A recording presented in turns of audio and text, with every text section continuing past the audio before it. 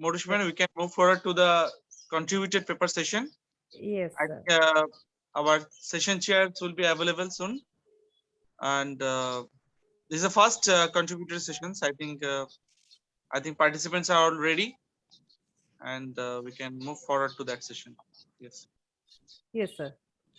So I can see that our session chairs are here.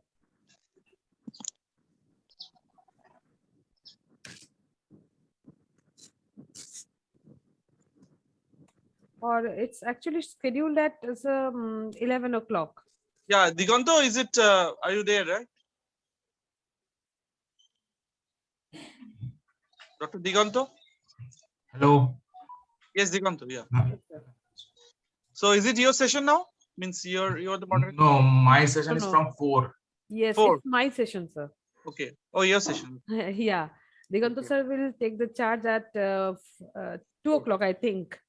4 From of 2 o'clock, 4 2 or 4 o'clock. From Okay. 4 o'clock, the technical session 2 will start. Before that, from 2 to 4, we will be having 2 keynote sessions, keynote 2 and 3. Mhm. Okay, sir. So now we are moving forward to the technical session 1. And as I have already mentioned that the track is network security, privacy, and its applications. And we are having our session chairs, Professor Dr. Indrajit Pan and Mr. Abhijan Bhattacharyya. And before they start the session, I want to introduce them. Professor Dr. Indrajit Pan is now serving as the professor and head in the Department of Information Technology at RCC Institute of Information Technology, Kolkata. He is associated with this institute since 2005. Dr. Pan completed his PhD in engineering from the Department of Information Technology, IIEST Shibpur in 2015. And prior to this, he did his MTech in IT from BESU, that is the same institute, IIEST Shibpur in 2009, with an university medal, and BE in CSC in 2005 from the University of Burdwan, BE honors. So his present research interests are social network analysis, information diffusion dynamics, and cloud computing. Currently, 5 research scholars are pursuing their doctoral research under his sole supervision in these domains. He is a senior member of both IEEE USA and ACM USA. There are 50 research publications in international journal, book chapters, and conferences in his credit, and 10 international edited volumes. So along with Professor Indrajit Pan, we are also having Mr. Abhijan Bhattacharya as our session chair. Mr. Bhattacharya is presently serving as a senior scientist in TCS Research, Tata Consultancy Services, Kolkata, India. He has been serving TCS and the IT industry for more than 18 years. His current areas of interest are network protocols for robotics and IoT, 5G and beyond technologies, quantum internet, etc. In the past, he has provided technical leadership to several critical projects in India and abroad on implementation of contemporary digital wireless communication protocols. He has authored several peer-reviewed international publications and many patents granted in various geographies. He has played a lead role in representing TCS in the Internet Engineering Task Force (IETF) standardization efforts. He led the first ever contribution of TCS to IETF standard. He has received the IETF fellowship under the Next Gen Leadership Program of Global Internet Society multiple times. He was designated as the Internet Society resource person for IETF sensitization in South Asia in 2019. He is also a member of the 5G Application Layer Standards Task Force of Telecommunication Standards Development Society, India. Apart from his regular professional engagements, he is also serving as a visiting faculty of Jadavpur University. He has done his BSc honors and BTech from University of Calcutta in the fields of electronics and information technology, respectively. He has done his master's from Jadavpur University. So in this session, we are having the paper IDs 12, 21, 27, 51, 56, 61, 70, and 72. 8 papers. So I hope all the authors are present today. Now, over to you, sir. Professor Pan, over to you. Yeah, very good morning. Am I audible? Yes, sir, you are very much audible and visible. Okay, so straight away we can start with today's proceedings. Yes, sir. So as per the list given to me, first paper ID that will be presented in this session, that is paper ID 12. Review of interoperability issues influencing acceptance and adoption of cloud computing technology by consumers. So who is going to present? As because I see there are three authors. Who is present for paper ID 12? Yes, hello, good morning. This is Gabriel, the author, one of the authors of the paper ID 12. I'm here to present for my group. Please carry on with your presentation. Am I audible, sir? Yeah, perfectly audible. You are perfectly audible. Okay. Let me see if I can share my screen.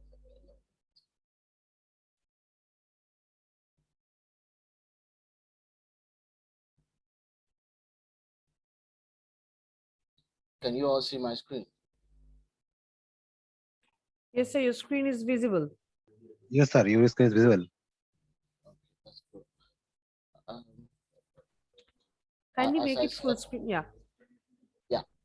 So the paper we are presenting here, I'm presenting on behalf of my group is several interoperability issues at the software as a service level, influencing adoption of cloud computing technology. So myself, Gabriel IM, and Dr. George, and then Dr. Rao, and three of us are the co-authors. I'm just the lead author presenting right now. So, cloud computing. Sorry, just give me a sec. I'm trying to sort out. Okay. Cloud computing has revolutionized the way services and businesses are done using the computing architecture. Now, despite the huge potentials and the gains offered by the cloud computing phenomenon, many business owners are still dragging their feet when it comes to accepting to use cloud services, which is not without its challenges. So basically, the challenges are what are making a lot of consumers drag their feet in terms of using it. So the cloud computing challenges exist ranging from cloud data security. We have cost, service license agreement, heterogeneity in semantics, lack of standardization across platform, interoperability, and all that.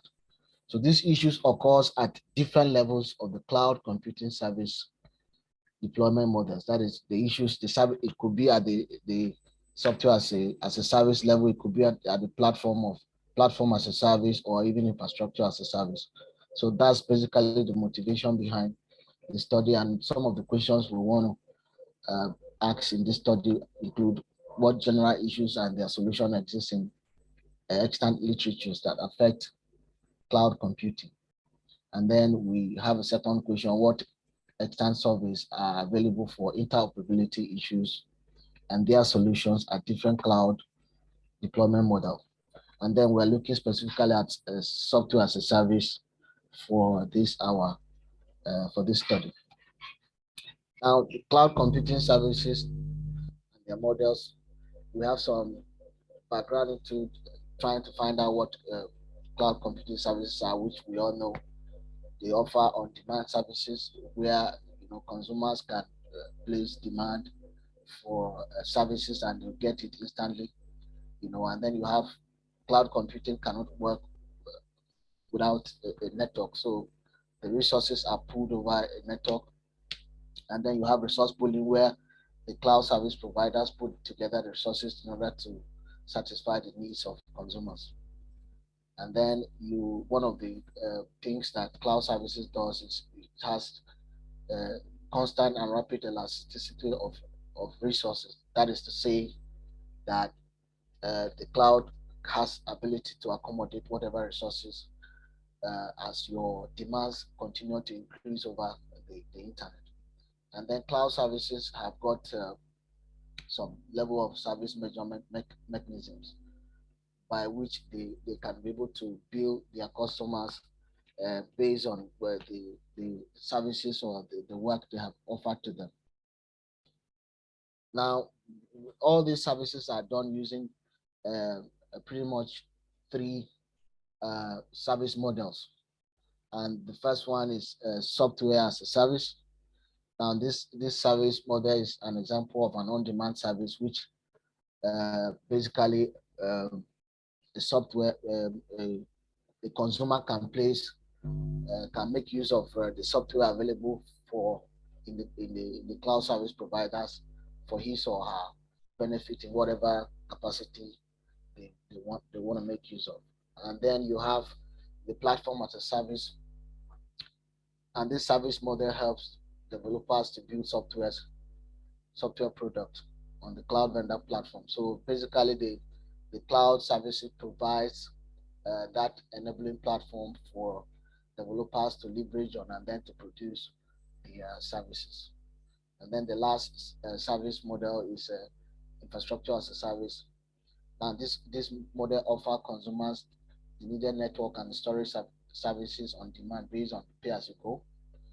Now, enabling organizations to move their entire network structure to a cloud computing vendor to help them manage their cloud structure. So basically, these three service models are the key infrastructure when it comes to the services provided by the cloud. Now, all this uh, infrastructure is not without its issues or challenges. Now, a lot of challenges abound in literatures that we've been able to look at, but we just narrow down to some of these ones, which are not the least, but they are some of the ones that seems to bother consumers a lot. The issue of security, a lot of security. Consumers they tend to have a lot of security issues with the cloud because they believe that the cloud is not so secured in terms of their data, because data is handled centrally. So, there's issue of data. When data is compromised, people begin to feel that, they cannot, this cloud service providers cannot be trusted. And, other issues of security such as data phishing and all that. So a lot of security issues with the cloud are a big concern to customers or consumers. And then you have the issue of billing cost. Some may argue that the billing costs for cloud computing services tend to be negligible, but when you put it on a long term together, cumulatively on a long term, you can discover that the cost you are going to spend on the infrastructure of the cloud may tend to be a little bit bogus when if you had used that resources to channel into a private cloud or even an on-demand services, the cost would have been a lot more easier when you are looking at it on a longer term. And then the issue of service level agreement, some people are not so um,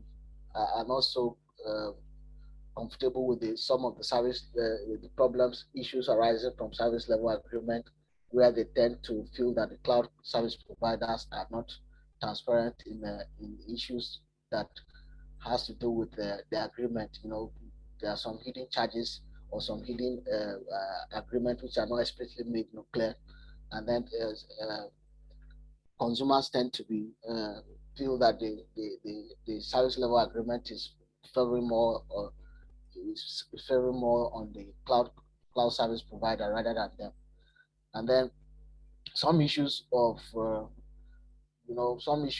to migrate to the cloud when it comes to their infrastructure, their on-demand infrastructure is also tend to be a business. And the survey shows some recent survey shows some of the that this is one of the major challenges that would be adopters of the cloud tend to face, because sometimes they have a lot of issues and they are not comfortable on what to move to the cloud. So some of these issues tend to bother them a lot.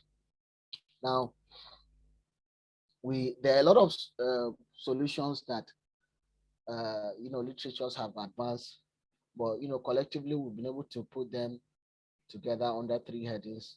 They are much more than that, but we've been able to summarize them into three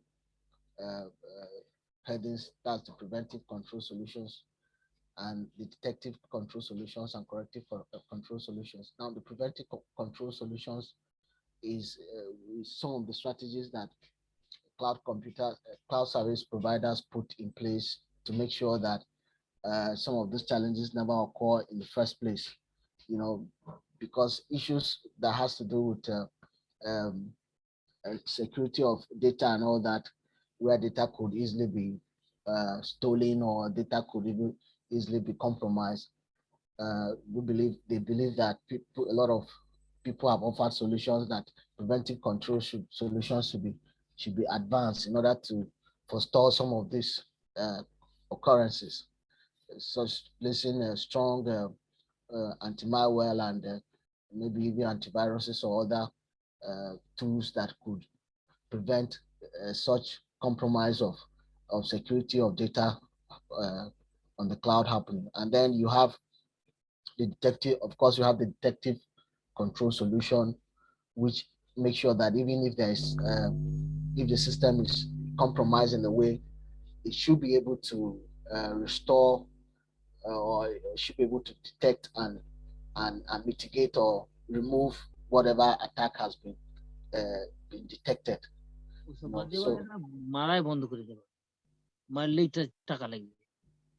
So this is basically what happened. And then the corrective solutions, which make sure that even if the damage is already done, there should be a way to leverage and then restore the system back in its former place. So these are some of the three issues, the three challenges, solutions that summarily we've been able to advance on some of the issues that has to do with the challenges on the cloud.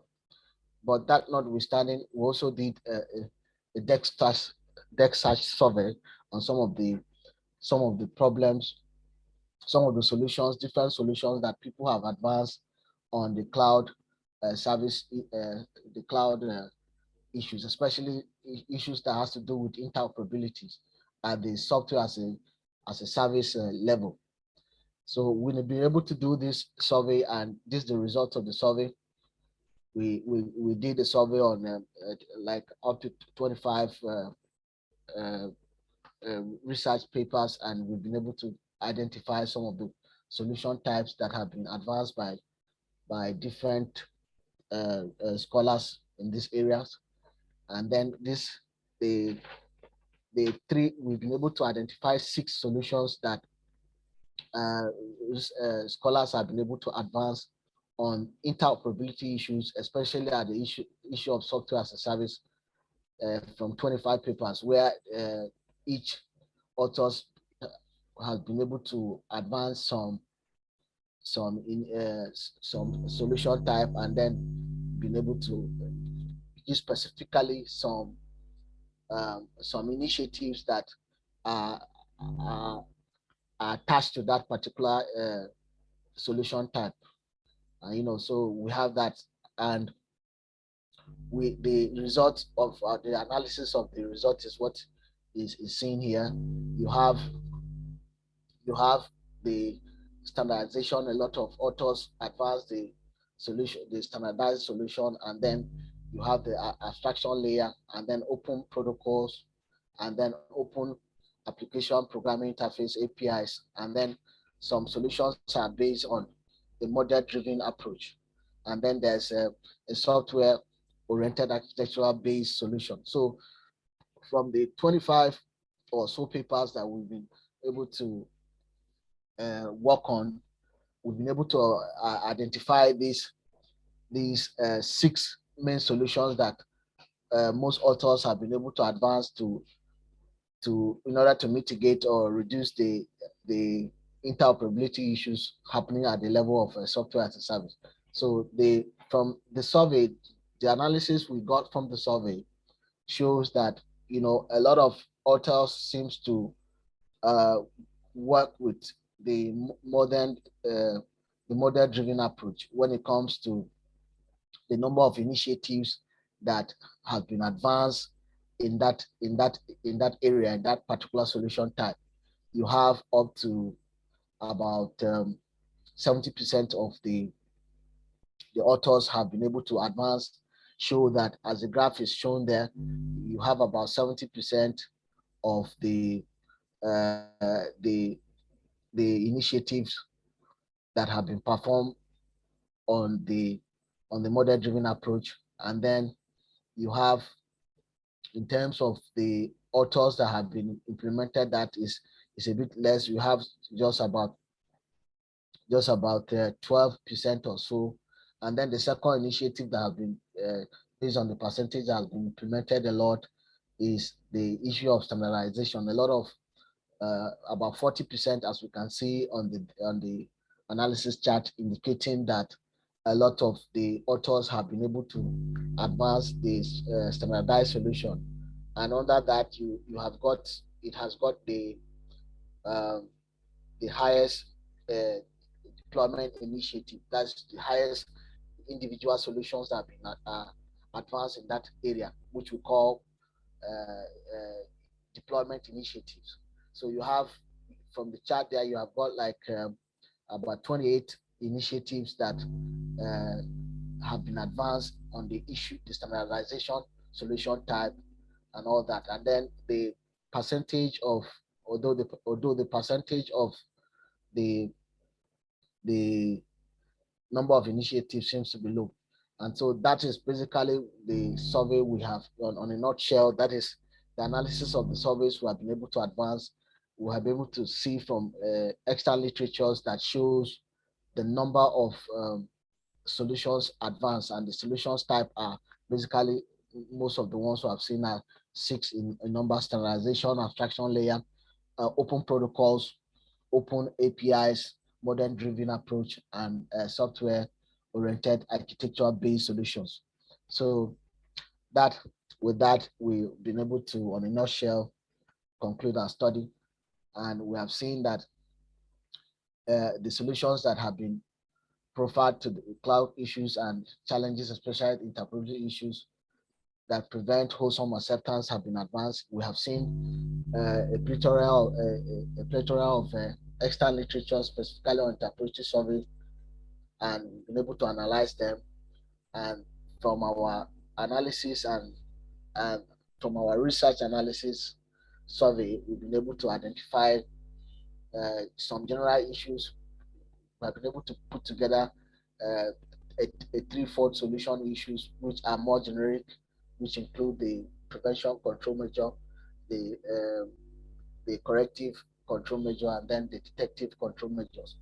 And then finally, we've been able to, from the survey, we've been able to find out that there are basically 6 solutions that exist in the issue of interoperability of cloud, especially at the software as a service level. And these major issues, solutions that have been advanced on these issues are open APIs, open protocols, abstraction layer, and software-oriented architectural-based solution.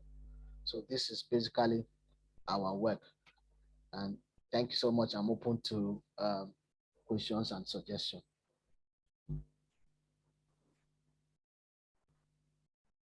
Mr. Gabriel, thanks for your presentation.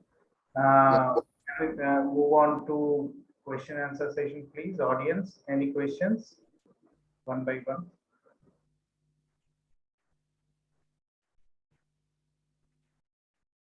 Any questions regarding this?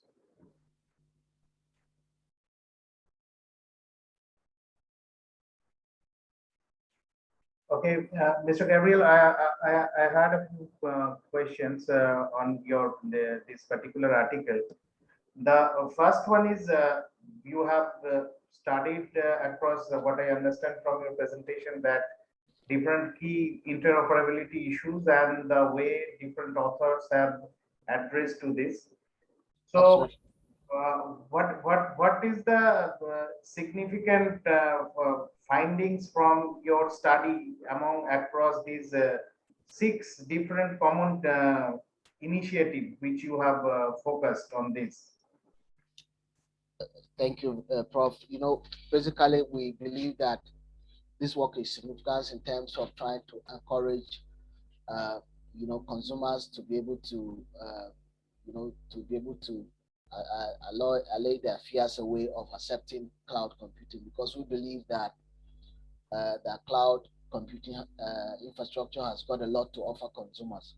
So we believe that this study will advance some we advance some of the we make known to them some of the solutions that are out there, so that those who want to dare to see the benefit of the cloud architecture can embrace it. So we look at it, this study being significant in terms of offering, trying to put away the fears of the would-be adopters of the cloud, because we have got believes that the cloud has got a lot to offer consumers. Okay, as you have presented, this is like there was some graphical representations a couple of slides before, where you were given some comparative regarding the number of authors or the percentage of authors and their approach on different models. So how could you generalize this like author's approach? Have you gone through all the papers which addresses these interoperability issues, or this is among the number of articles that you have studied or referenced over here? Prof, I didn't get your question, but if I may ask, I don't know, are you saying what authors have done independently? You just, if you can, please get back to that graphical representation slide. The bar graph you were presenting.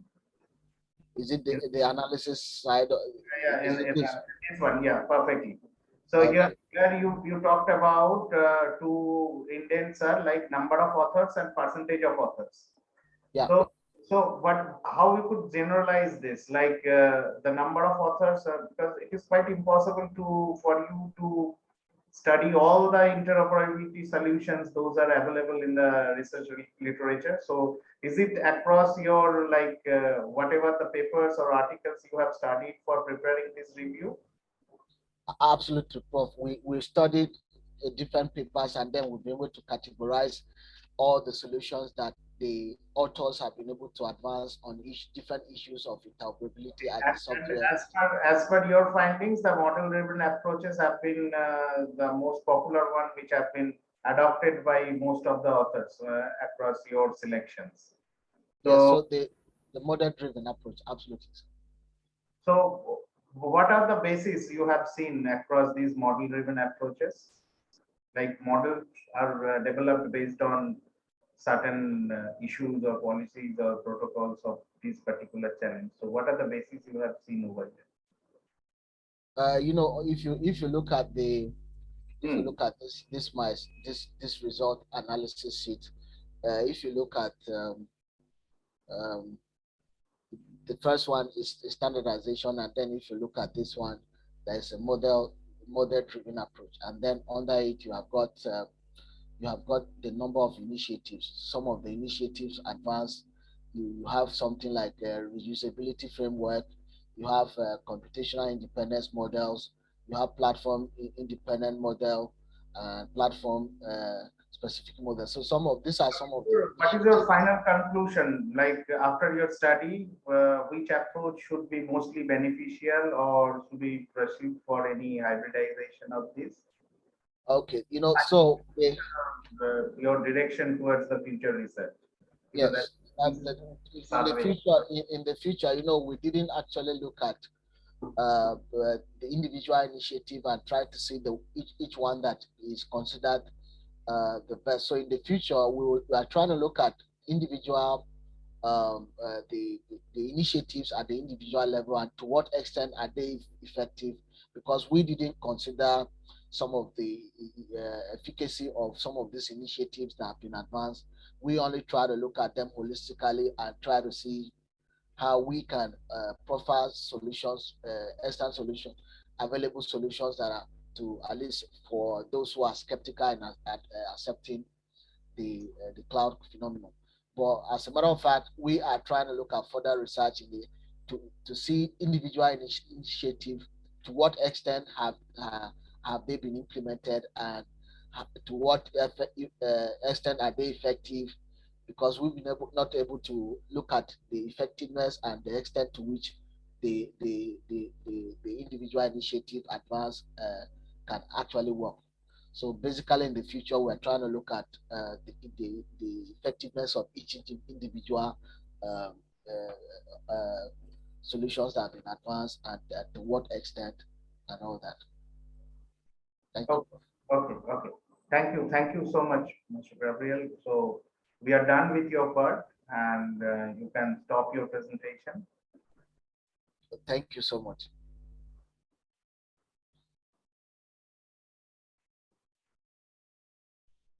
So now we will move on to the next article. There will be, it's better to mention that we will take 10 to 12 minutes for presentation, and then we will go to the Q&A session. So the next article as per the list, which is due for the presentation, is paper ID 21, which is on security optimization of resource constrained Internet of Healthcare Things devices using lightweight cryptography. Author names are Amit Kumar Tyagi and Barsha Jayaprakash. So who is going to present this at paper?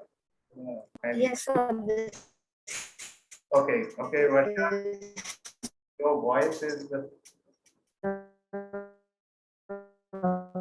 Varsha, so I'll be presenting the paper. okay.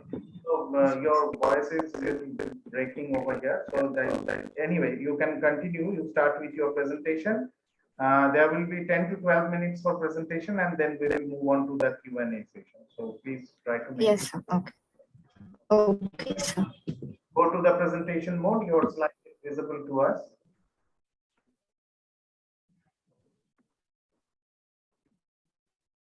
Yes. Okay, so the next paper Okay. Good morning, sir. This is Varsha Jayaprakash. I'm pursuing. Your voice is breaking terribly, ma'am. Your voice is breaking terribly.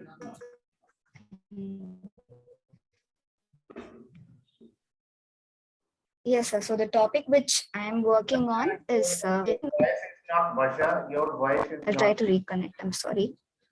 Please try to reconnect, and it maybe we can move on to the next paper, and then we can take yours.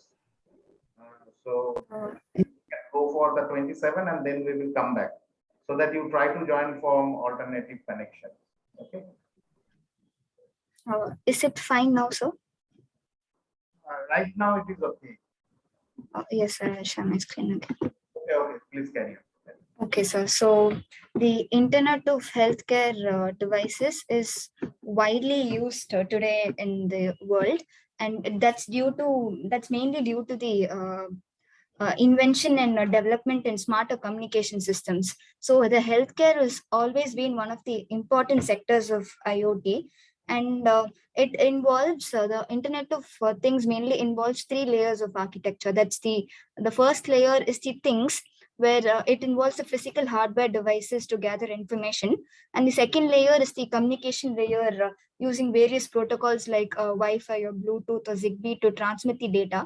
And the third layer is the cloud layer, where we upload our data and we further use it for analytics or prediction or classification. So my work is related to the first layer, that is the things. So the physical devices used in HT or IoT devices are mainly RFID tags or other embedded system based microprocessors or microcontrollers. They are the ones highly used in the physical devices scenario. So these devices are extremely resource constrained. They have very little memory power, and the speed at which they operate is less compared to the other devices like our computer or laptops.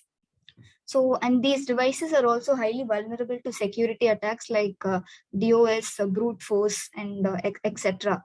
So the standard encryption techniques cannot be used in this case because it might not be suitable because of these resource constraints. So we move on to a segment called lightweight cryptography. And I felt that that was the most suitable cryptographic technique that can be used for these devices to secure the data.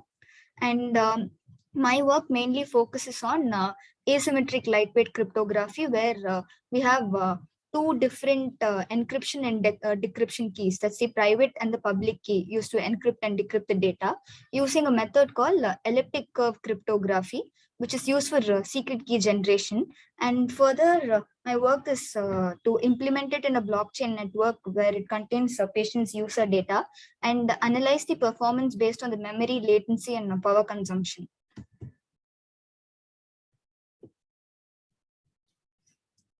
Just a minute, sir.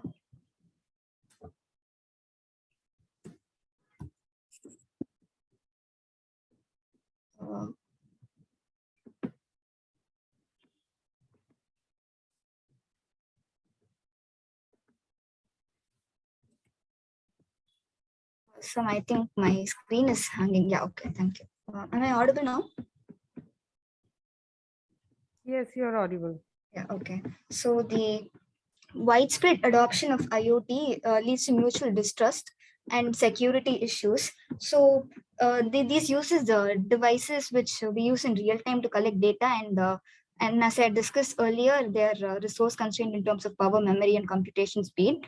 So a blockchain based authentication system using ECC is developed for decentralization purposes and improvisation of security. So blockchain is mainly a network, a system where the data is distributed between nodes, so that the failure of few nodes does not lead to leakage of data. So it does not have a central node, so it's difficult to tap from which node the data is sent. An elliptic curve cryptography is specifically used to generate a private and public key for data encryption before updating in the nodes. So this is the main motivation behind my work. So e-healthcare has always been one of the fastest sectors to adapt to the advancement in IoT-based systems. And markets have predicted that IoHT will be worth $163.2 billion in a few years. And also due to the outbreak of COVID, many of us have the fear of visiting hospitals for regular checkups, and due to the fear that we might get COVID, and due to that there's an increased usage of affordable IoT devices, like simple healthcare devices that can be used in our homes to check our BP, pressure, etc. So many of them have started using it. So this may so a large amount of data is transferred in this scenario. So this makes it an attractive sector for potential hackers to tap the data and collect the data. So development of lightweight yet secure means of communication is the need of the hour to protect the data here. So cryptographic techniques like asymmetric cipher or blockchain is gaining momentum, and due to the challenges associated with the devices. So these are some of the challenges that exist in a resource constrained devices. So the first is low computational speed compared to a laptop or computers, which I had mentioned earlier, and the energy which they can spend is really less, and lack of space due to smaller size. So the RAM and the ROM memory spaces are very small, as they're very minute, and we are moving towards smaller devices, nanoscale devices in future, and lower power. They have very low power, and the execution time is not that fast. It is low compared to other bulky devices. So some of the solutions that can be incorporated to enhance security in physical layers involve first is the considerations, like we are supposed to consider the cost of the implementation, the power, the computational speed, and the memory of the device. before we decide on what technique we need to apply to secure our data. And second one is we can use lightweight cryptographic techniques, which I had mentioned earlier. And we need to choose a cryptographic technique that has lesser number of key and encryption rounds. So this will reduce the computational speed, but not compromise the security of the system. And a lightweight blockchain network can also be implemented for safer transfer of data. So this is about the how blockchain can be integrated with IOHT. So some of the advantages of this integration is that it helps to establish a scalable and decentralized architecture, and it also helps us to uniquely identify each device. That is, each device in a blockchain network will have a unique ID, and we'll also be able to trace the data in an IOHT based blockchain network, like from the beginning to the end, what has happened. That traceability is one of the key factors in a blockchain network. And it also, the main key feature of blockchain is it allows secure data transmission between the devices to the ledger where it involves multiple nodes. And the final point is the reliability to services. Since it does not involve a central node and it involves multiple nodes, we'll not be able to predict from where the data transmission is taking place. So there's no bias here, and it ensures that there is a more enhanced security of the transmission. So this is just a general introduction of elliptic curve cryptography. So elliptic curve cryptography is a asymmetric public key based encryption technique that's based on the algebraic structure of elliptic curves. So this is the equation of an elliptic curve where P represents any prime number, and A and B can be any constant such that 4AQ plus 27B square should not be equal to 0. So we can choose any of the constants and any prime number to solve our equation.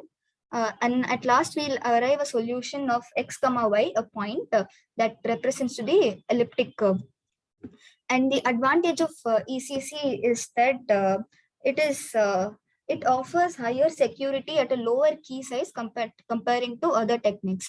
Like for example, if AES offers a higher security at 128-bit key size, ECC will be able to offer that much amount of security at a lesser key size.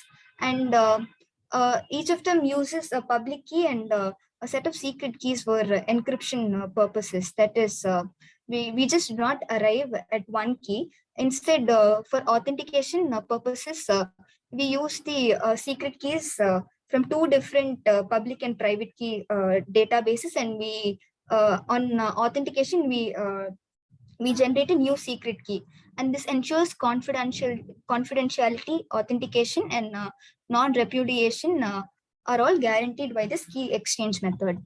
So this is an algorithm which I had followed for the ECC private key generation.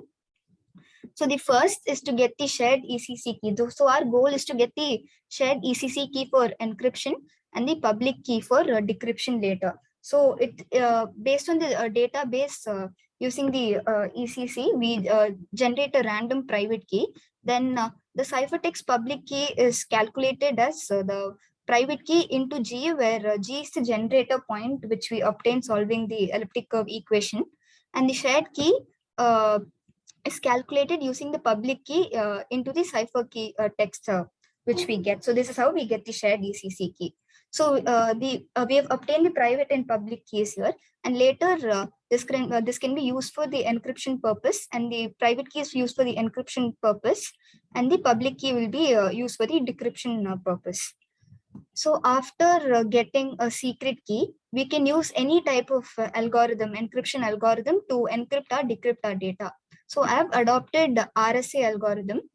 So the RSA algorithm will use the public key got from the ECC shared key data which we had extracted.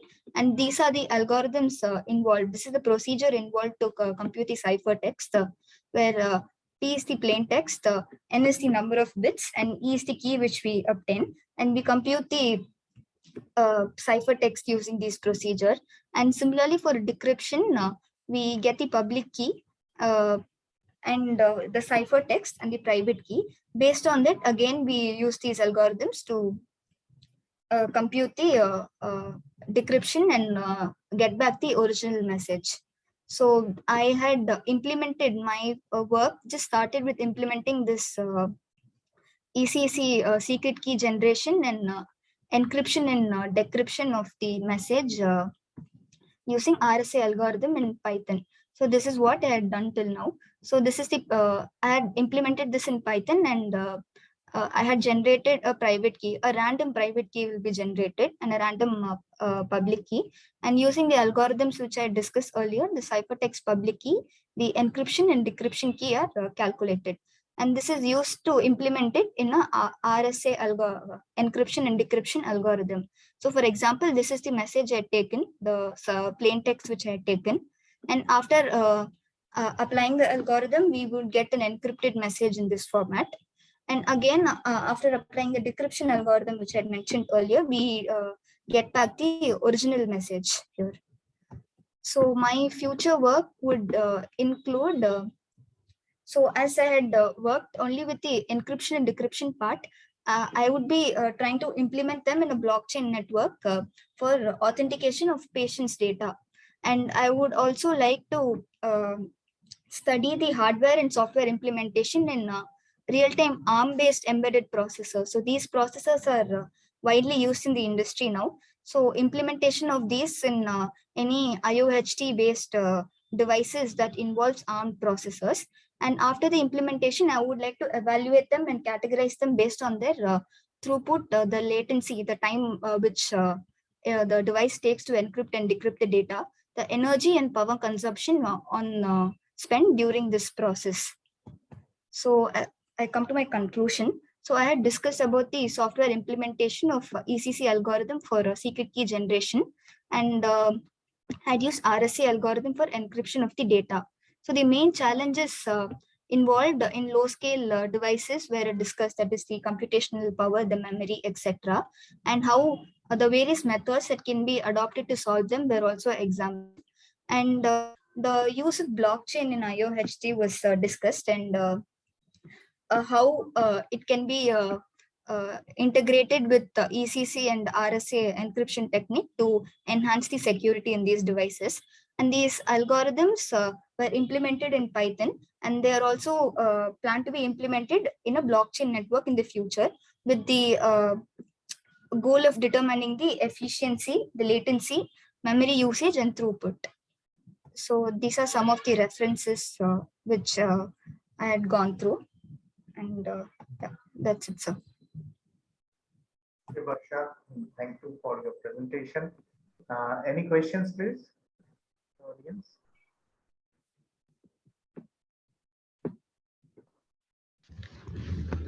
Here is a question from I'm Abhijan. Yes. Should I go ahead? Yes, sir. Yeah.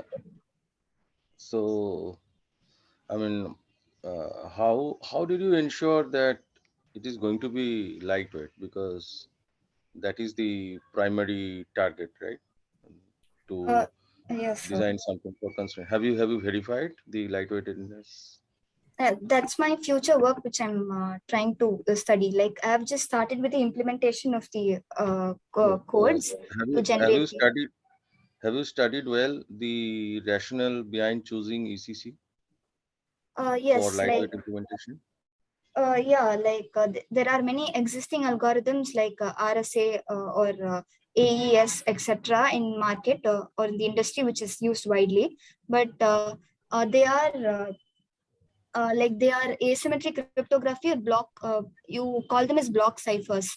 So they have a particular size of a key. So the higher number of key size you go, the more security it will offer. But the advantage with ECC is that it offers the same amount of security at a lower key size. That is the amount, it just calculates a secret key based on the equation and the general description of an elliptic curve. So the key size which we get will it will be less compared to the existing techniques there, which is widely used. So it is expected to offer the same amount of security compared to those techniques. Okay. Okay. Thank you. Any other questions?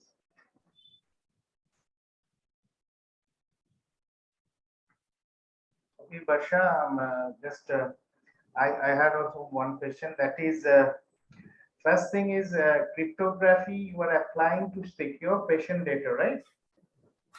Yes, sir. Okay. And at the same time, you have shown us that your plan is to uh, implement lightweight blockchain for securing patient data again, or for the authentication of the patient data. Yes, sir. That's my future work, sir, which I'm planning to do. Okay. So just for the authentication of patient data, like whether it is flowing perfectly without any tampering, is it worth of applying blockchain in this particular system whenever the computational speed and everything is one of the major concern? So what is your study in that particular aspect? Yes, actually, blockchain is a huge, it requires huge computational speeds, but there are some existing techniques where a lightweight blockchain can be implemented. So I'm still studying that. So I'm planning to implement one which will not compromise on the energy consumption, sir. So uh, it will offer high amount of security. Thought of any suitable alternatives, or your primary goal is to somehow incorporate blockchain into it?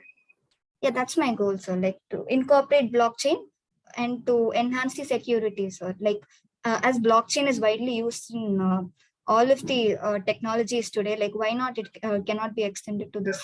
Means widely used for many purposes. So anything before application, that must be a rational one.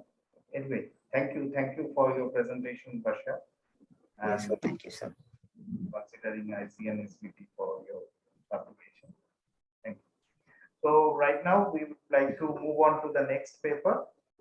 Next paper ID is 27, which is on systematic literature review on social media and the digital transformation of drug trafficking on dark web. Authors are Romil Rawat and Vinod Mahor. So who is going to present? Yes, sir. Yes, sir. I am President Vinod Mahar, sir. Okay, Professor Mahor, you can carry on with your presentation. You are audible. Okay, okay, sir. You can share your screen. Okay, I am audible. All candidates are audible. Yeah, everyone can listen to you perfectly. Okay, okay, sir.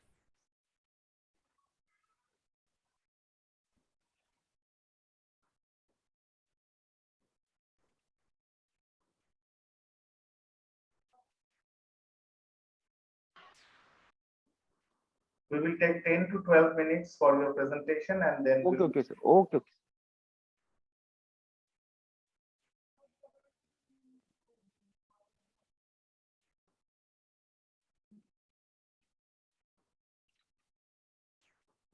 Are you visible, sir? Yes, your slides are visible, but Yes, yes, yes, sir. Yes, go to the first slide. yes. Please Are you carry on. visible? Yeah, please carry on. Yes, yes, sir. Uh, today I have discussed systematic literature view, SLR on social network, social media, and the digital transformation of drug trafficking on dark web. ठीक है. Paper ID 27 presented by Bruce Mahar. Content first. Abstract introduction, uh, result and discussion, study limitation and conclusion, and our references. Abstract. Abstract, the security agency for the analysis and identification of criminal event targeted international drug marketing because at online social network platform. This study use of the large automated search to updated and the priority study. We ran comparison automated research to find the SLR. The relative between the 1st February 2015 and March 32 21. This is used for the more than paper are in between March to the 20 to 15 to 21 and the total SLR 30 paper maybe it is huge. Introduction. The suggested the framework and the evidence it can be used the dark web. Sir, slide maybe slow fast. No, you please carry on. Right. Okay, sir. Sir, my other I have connected the other login ID because sir, because I present the mobile and mobile application form on. Okay. Introduction. Abstract introduction. So suggested the framework, the evidence, the base of the dark web, the base of the consolidation based available, the evidence answer issue, the raising the professional and social rating the two word because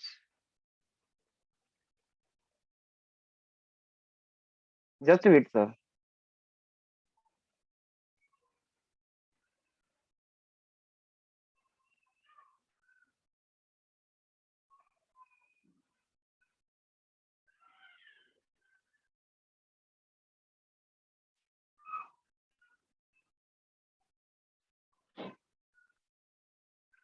Yes, sir, visible.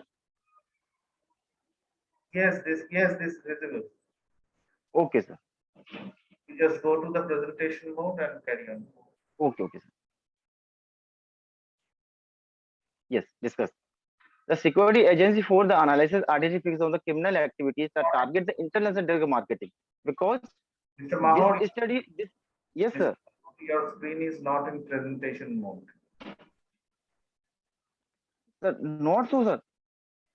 No, we can just see your slide view only. Presentation. The slide view of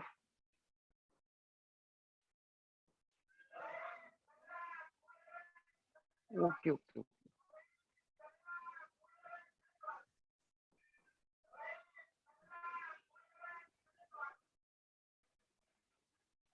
Sir, visible or not? Not yet. Huh? Not yet. Okay, sir.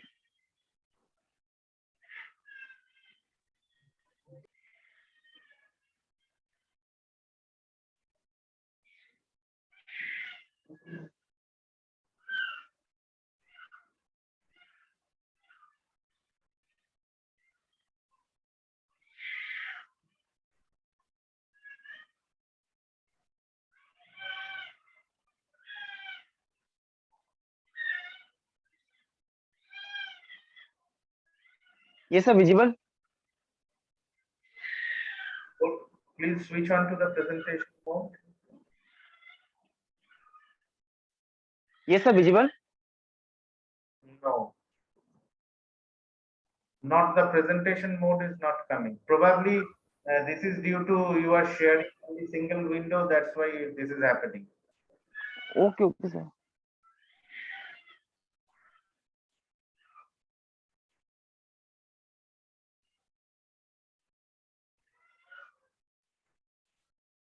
Are you visible, sir? Not yet.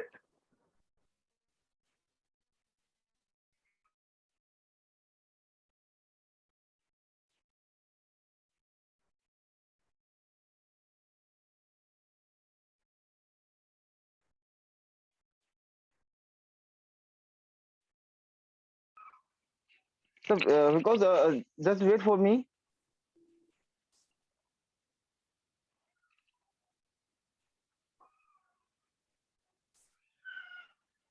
Mr. Mahor, may I Yes, sir. suggest one thing? You please unshare your screen and share the full Sir, share window. the full screen, sir. So you unshare first and then share again. I think the problem Sir, will be resolved. share the first screen.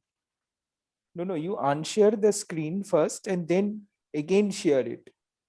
Okay, sir. Okay. I have again connected the mobile because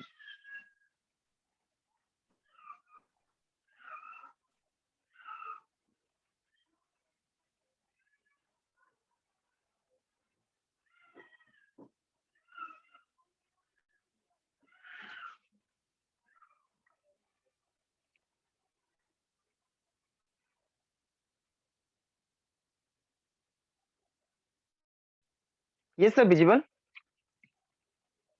Yes, visible. Please carry on. Yes, sir. Introduction.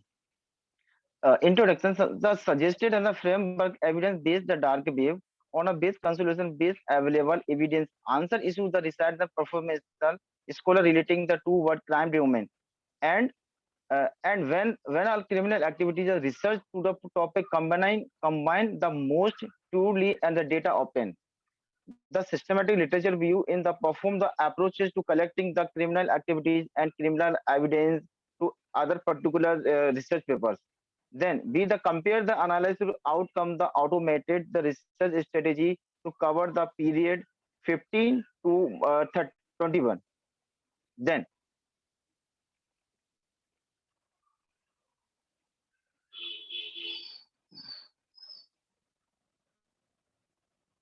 this is this is yes. So because of my problem, my mobile is problem. The slide is automatically increase.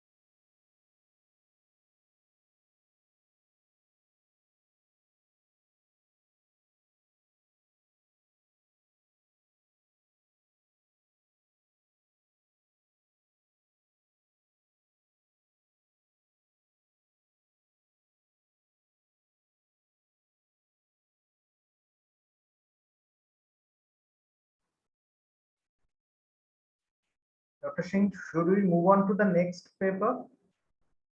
Because we have a certain time frame. We can take from Mr. Mahood later on if he can resolve this issue.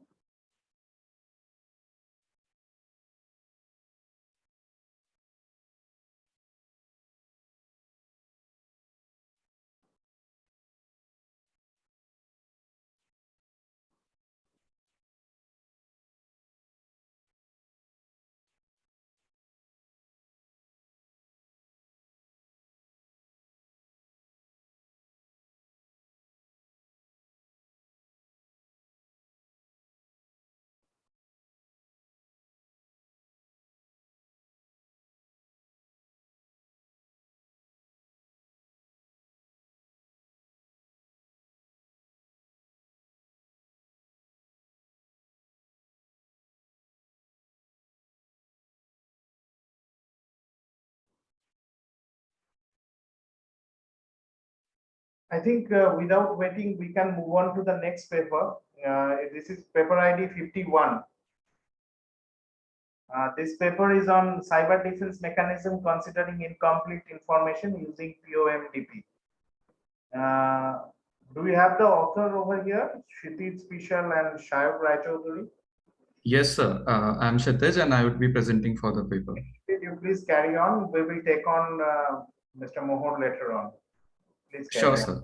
Sure, sir. I'll share my screen. For presentation. Please share your screen.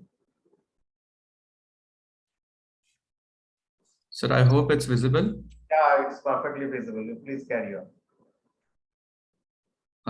Okay, good afternoon, everyone. My name is Kshitij Pishal, and I will be presenting on cyber defense strategies with incomplete information using partially observable Markov decision process or POMDP. The second author of this paper is Professor Sayyak Roy Chaudhary. The increase in the trend of cybersecurity budget rightly indicates its importance. Increasing interconnectivity of devices for better functionality and efficiency also makes them vulnerable towards cyber threats. The focus of this paper is on finding the best strategy to optimally mitigate the progression of a cyber attacker and reducing its probability to compromise a sensitive node, while minimizing the disruption caused to the network in the process. We have also developed an algorithm to solve the problem of state space explosion. Coming to the relevant literature, in the research article, Adversarial Reinforcement Learning in a Cybersecurity Simulation, the authors have presented a network that consists of nodes which are a higher abstraction of internet servers. The attacker traverses through the network by these connected servers and targets to extract information from the data node. The literature goes on to discuss reinforcement learning as a technique to model the attacker and the defender as in a complete information scenario.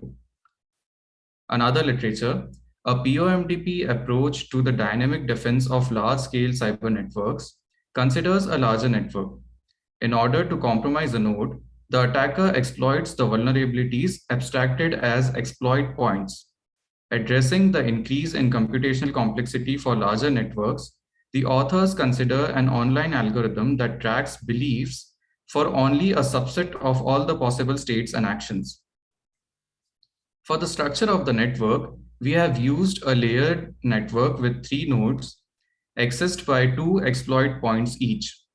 These exploit points denote different vulnerabilities of the node, such as SQL injection or cross-site scripting, etc. To traverse the network, the attacker has to compromise a node in order to reach the subsequent nodes. It is assumed that once a node is compromised, it remains in the same state. Here, protecting a smaller network around the sensitive node can be carried out effectively as more vulnerabilities are taken in account. The methodology that the defender uses to find an optimal defense strategy is guided through POMDP. The objective of the POMDP is to maximize the expected discounted reward.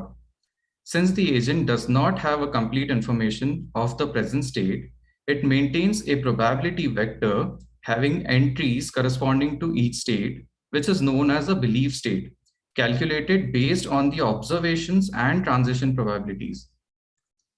POMDP is a very adequate technique to model cybersecurity scenarios, as the defender has very limited knowledge of the state of the network or the attacker's strategy of progression. The figure shows a comparison of the attacker's and the defender's perspective. The attacker gains the knowledge of the network as it traverses further, while the defender observes the alarms and warnings to detect malicious activities.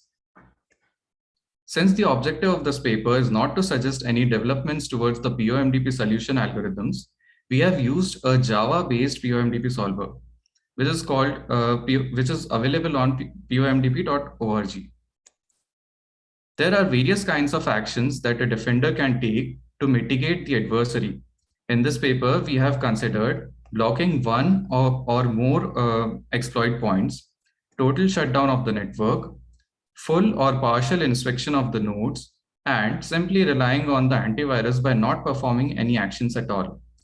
The cost for all these actions are proportional to the disruption they cause for a trusted user. Accordingly, the observations are made as alarms triggered by a noisy intrusion detection system, or IDS, taking in account both false alarms and missed detections.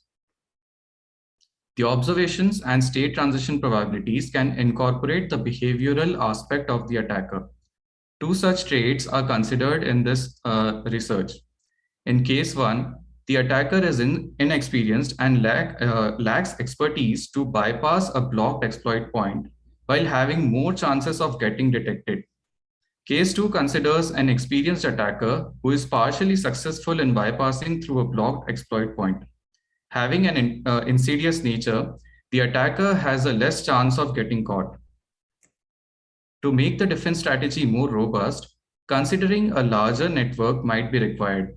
The methodology discussed above is perfectly scalable for any number of nodes and exploit points. However, one of the major problems that exists with scaling up is the state space explosion, where the number of states in the universal set grow exponentially as the number of nodes increases.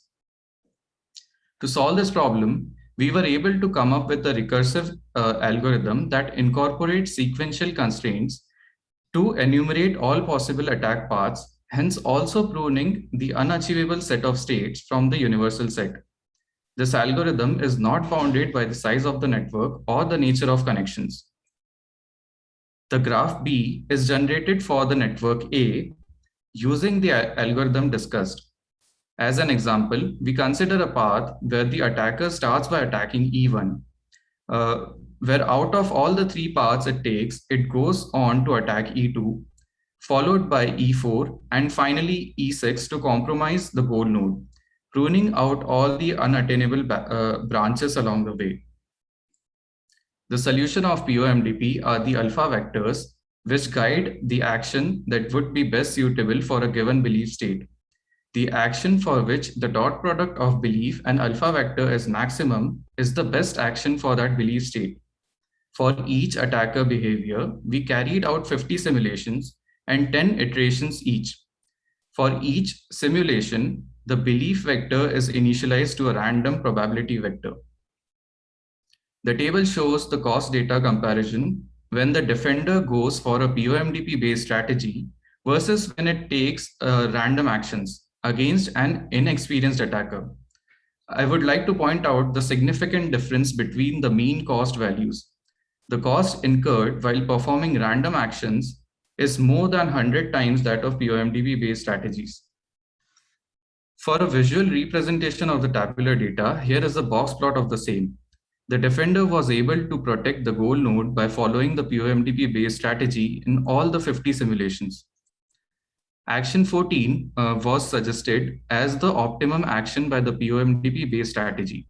The bar graph shows the average of the belief probabilities of 50 simulations. It can be seen that the belief of being in the state where both N1 and N2 are compromised is the highest. Hence, action 14, which is blocking both the exploit points leading to the goal node, accomplishes the defender's objective. Taking random actions, the defender failed in each simulation. This graph shows the number of iterations it took by the attacker to compromise the goal node. Similarly, the table shows the cost comparison when the defender is against an experienced attacker. Here, the difference between the two mean values is a lot less as compared to the previous case. Yet in all the simulations, the defender was successful in defending the goal node. The larger cost can be attributed to stricter actions that needed to be taken against the experienced attacker. The POMDP-based strategy suggested actions 18, 19, and 20 as optimum actions for the belief state shown in the bar graph. The action 18, which is complete shutdown of the network, incurs the maximum cost, but is the most effective in mitigating the adversary when there is a large uncertainty over the state of the network. The other actions suggested are based on inspecting the node N1 and N2, which focuses more resources towards detecting the malicious activities and are taken when the defender is relatively certain of the state of the network. Again, the defender was unsuccessful in defending the goal node in each simulation when it took random actions. Finally, it can be concluded by the results that POMDP is effective in adapting to different scenarios and give an optimum strategy even when there is an incomplete information scenario. Secondly, the proposed algorithm for attack path enumeration is effective in tackling the problem of state space explosion and pruning out the unachievable set of states from the universal set. These are the references used in the presentation. With this, I'd like to end my presentation. I'd be happy to answer any questions you have.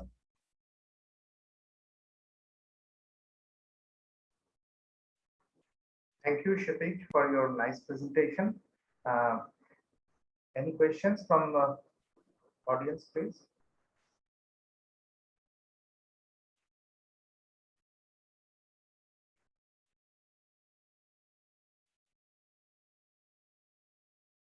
Okay, Kshitij, you talked about one heuristics. So what was the basis of that heuristic? So if I'm not wrong, I guess you are talking about this method, this heuristic solution. Yeah, this heuristic solution. So, to solve the POMDP, there are different solutions. One is exact and one is heuristic. we didn't design any solution. We used a already existing solution and an already existing solver, which is available at pomdp.org. And we use that to simulate our POMDP attacks. And in the next slides, you are talking about probably one penalty or reward mechanism. So how this is calculated, these penalties and rewards? What is penalties and reward? So penalties and rewards were set by me and Professor Sayek. So yeah, so we had set the penalties and rewards. So suppose if we are blocking one or more exploit points, then it would incur penalty X. And if we are completely blocking the network, the penalty would be. Was how it was set, and you said it was set by you. And what about the chance of attack? How are you calculating this? As you said, if the chance of attack is less, nearly 40% or so, how this is being calculated? Chance of attack is based on the behavior of the attacker. So if the attacker is experienced, there would be a higher percentage of an attack success. And how if the how this measurement goes on? So we have only set the probabilistic values. So may I make a point here? I am Dr. Roy Chaudhary from IIT KGP. So we assume two scenarios. One scenario, the attacker is not so capable. There we have taken the transition probabilities from a non-attack mode to attack mode to be lesser, and another where the attacker is more capable. So there the transition probabilities are on the higher side. And the penalties that you were looking at, so we have considered some of the penalties, like one is a penalty for getting compromised, but also there is a penalty for taking an obstructive action. So if I am blocking a node, so that will make that node unusable. So we have taken that value also as a penalty. So based on that, we have calculated the total cost of each action. Okay. Thank you. Thank you, sir. Thank you, Shakti, for your very nice presentation. We can now move on. Yes, sir. Thank you so much, sir. Thank you. So I see Mr. Mahor is available right now. Mr. Mahor, can you quickly? Yes, sir. Yes, sir. I am available. So it just we have already spent a couple of minutes for your this. So you just shortly present your paper. Okay. Okay, sir. Okay. Recent.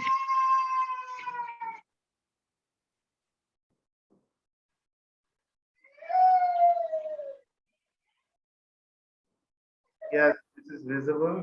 Please. Yes, sir. Visible. Yeah, visible. Quickly go through. Okay.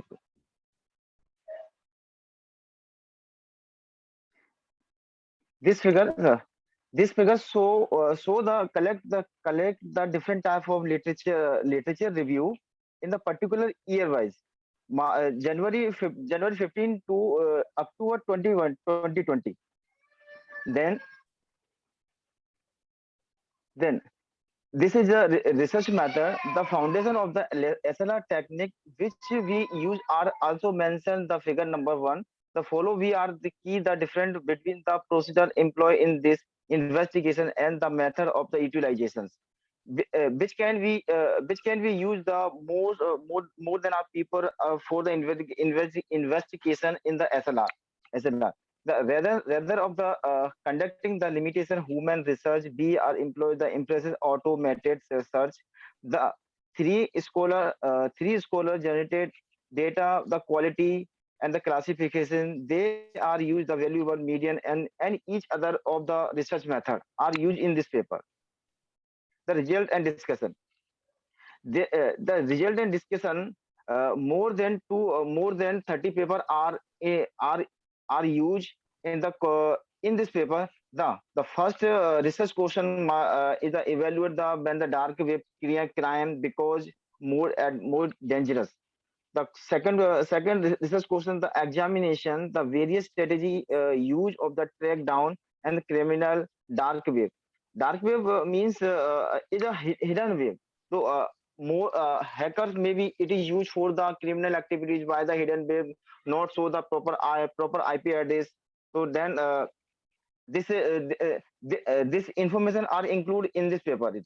Thus the content of the 67 selected the evaluator and these contribution research question first and third and each other 50 February, March and 21. The table this table show the collective the year wise monthly in paper are used accuracy average in include in this show the graph the 15 to 16 in between the accuracy for SLR number of paper it is used 16 to 76 paper are used 7 to 18 paper are 5 used 18 to 5 80 to 99 paper are used 90 to 20 10 paper are used 20 to 21 is a 22 paper are used. The total SLR 56 paper are used in this SLR method. The study limitation. The finding the relative research may be difficult and SLR. The research may be include the more than paper in this method. How because the quality wise is the evidence and the compare we may confidence include the research score high terms quality all the publication with examination and data we was retrieved from all the conclusion the this finding of this study overall the major difference period study on new research specification of SSR. Full exam explanation and 53 paper are included and highly for the using the terminated systematic literature review for the focus on the dark web. Dark web means dark web is all criminal activity in this SLR more than a different type of activities, criminal activities. So again, include all information in this paper. So then differences and thank you so much, sir. Okay, thank you, Mr. Maho. Any questions, please?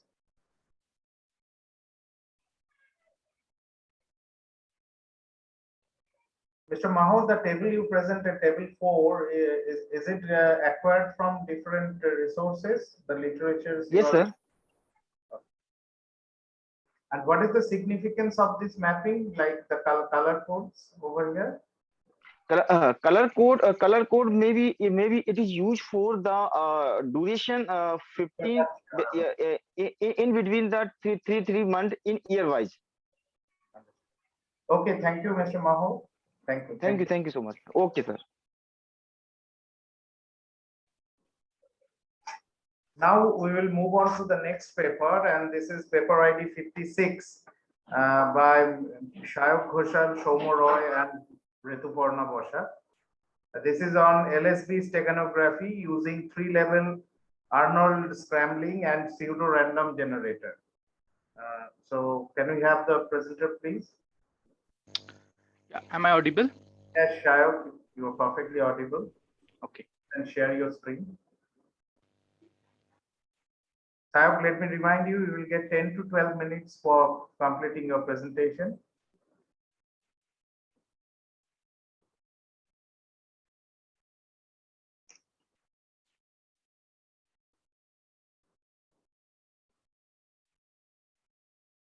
Is it visible?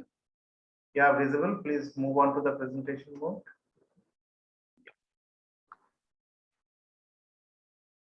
Yes. Yes. Please so our topic is LSB steganography using 3-level of Arnold scrambling and pseudo-random generator. Presented by Shayok Ghoshal, me. The author of this paper are Shayok Ghoshal, Shomo Roy, and Rituparna Bosha. We are affiliated to University of Engineering and Management, Kolkata. So the abstract of our paper is that in today's world, we transfer various messages in a secure manner. But the main problem is that while transferring of the messages in a secure manner, we face various types of threats from the outside interferences.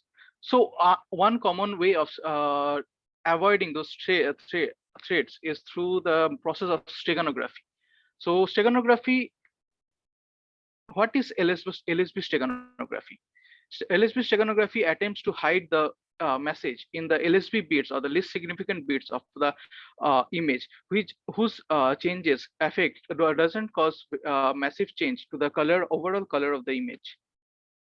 Now, what is Arnold mapping? Arnold mapping is a periodic transformation of image into various domains, and from these domains, the image is been rescrambled back to its original dimension to form a scrambled images. This is the formula for the Arnold mapping. Next, problems of the traditional Arnold mapping. The problems of the traditional Arnold mapping are it only works for square dimensional images. It's periodic in nature, which means that after certain iterations, we can get the original image, and it does not work well with colored images. How do we attempt to solve them? For the first two parts, that is for the square image dimension problem, we have introduced dummy bits or dummy pixel values to the vacant places to overcome the rectangular shape of the images and convert them into a square dimension. And for the problem of periodic nature, we have introduced pseudo-random generator, which completely changes the bit values of the color pixels. Next, what is a pseudo-random generator? A pseudo-random generator is a generator which generates a series of random numbers based on a starting seed or a starting key value. We have used this concept to generate a series of random numbers and change the color pixels of the image. Now, our proposed solution. Our proposed solution takes an n cross n image and converts it to YCBR, YCBCR color combination, color scale. Then it is converted to. Then we have introduced the text in LSB steganography to this dimension, and it is converted back to RGB. Now we have introduced. We have distributed Gaussian block. We have introduced Gaussian blocks into the vacant spaces, which to compensate for the rectangular dimension of the image, and we have converted it to square dimensional images. Next, we have scrambled the images using three levels of Arnold scrambling using the key, which are shown in the block diagram, and in the output, we have used pseudo-random generator to completely change the color values of the pixels, and we have outputted a fully new dimensional square image. Our proposed model, we have used our proposed model with some images and got the following results.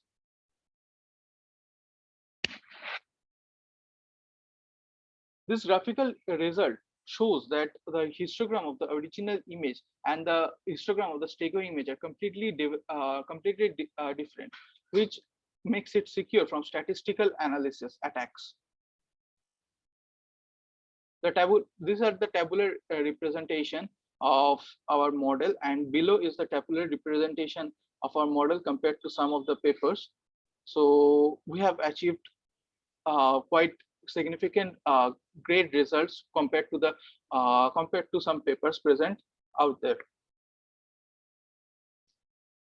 In the conclusion, our paper has successfully scrambled the image using 3 layers of Arnold scrambling, and we have also overcome the problems of the traditional Arnold scrapping, and we have introduced a new concept of pseudo-random generator, which completely alters the pixel value of the image, and the image has become more secure. As a future scope, we plan on implementing our model with cycle GANs to make it more identical to the original image, thus making it more secure, and visual analysis will be difficult using cycle GAN. These are the references of our paper. Thank you. Questions? Thank you, Shah. Any questions, please?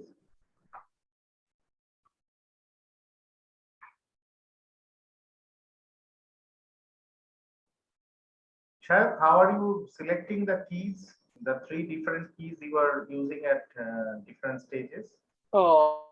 Keys. Hello. Yes, yes. Yeah, these keys are selected.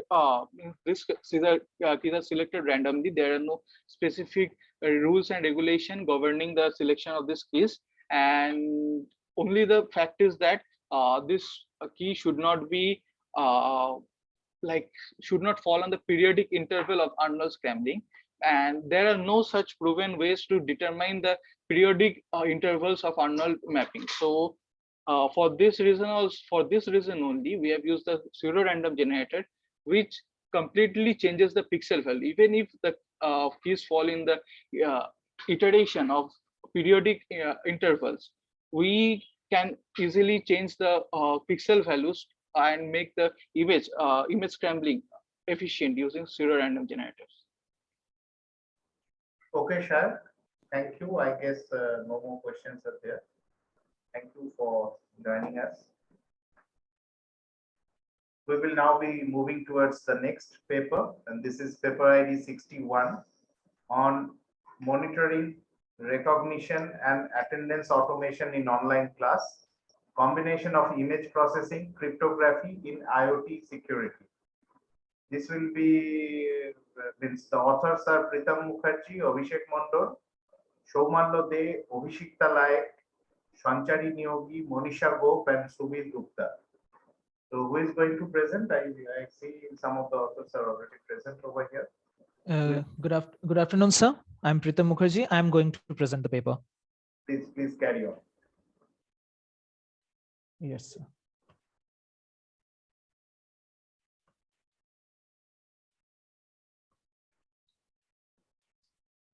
My screen is visible, sir? Not yet. Yes.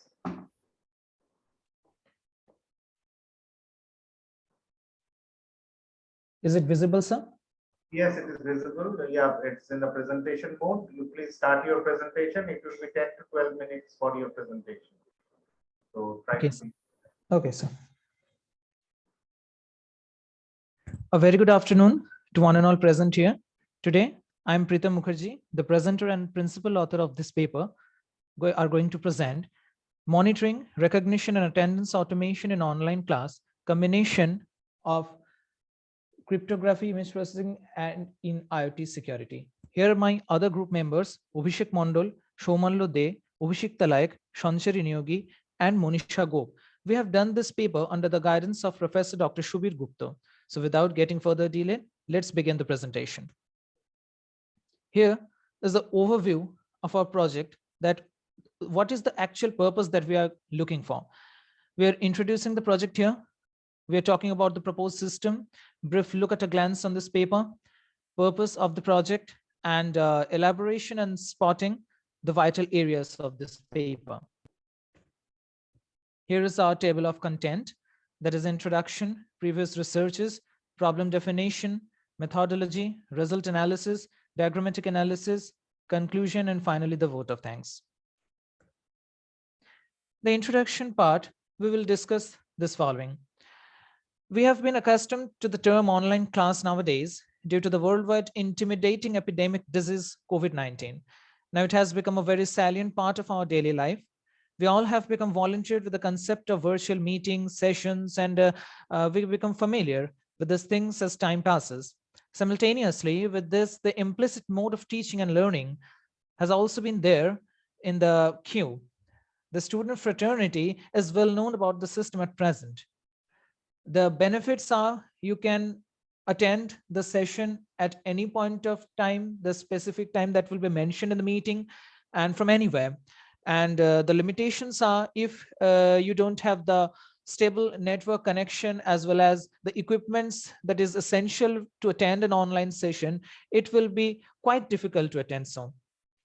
Continuous monitoring is important here because the teacher should look after the whole class during the study and or during the meeting to avoid any kind of malpractices. Attendance automation is also very much important and essential here to bring the genuineness in taking attendance and to avoid proxies and other errors. Other technical issues may occur like low quality of internet, the low quality of camera, unauthorized access, left and join the classes frequently, instruction of a dummy face, insertion of a dummy face or any other person instead of that particular person who is willing to attend the meeting.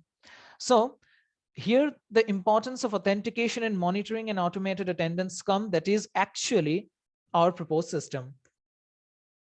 Here are the previous researches like several journals, several conference papers and research scholars that has been suggested by them. Here we have assembled all of them. The face recognition system is one of the most alarming and choosing system or technique by the research scholars. And under that face recognition system, several algorithms will be discussed. The hidden Markov model, we can using that we can separate the human face into different segments like eyes, ears, nose, etc. And this procedure gives almost 87% correct and accurate face detection result. The artificial neural network, it bolstered a single layer, the manifest that it's pliable and the pliable in the clamorous face detection procedure. It does the face attestation with the use of a bilayer wizard that is present in ANN. The RFID, radio frequency identification technology, is preferable among other technologies for automatic monitoring system because it can run over the restraints of the involuntary spotting procedure. The K-means algorithm is very much well-known and established algorithm in face recognition field. That is one of the prevailing and illustrious algorithm. This usage is for clustering the face attributes. Phonet cryptography that is associated with IoT security is a technique that we can use in coding and decoding. And finally, the Cascade algorithm is an acclaimed customizable algorithm.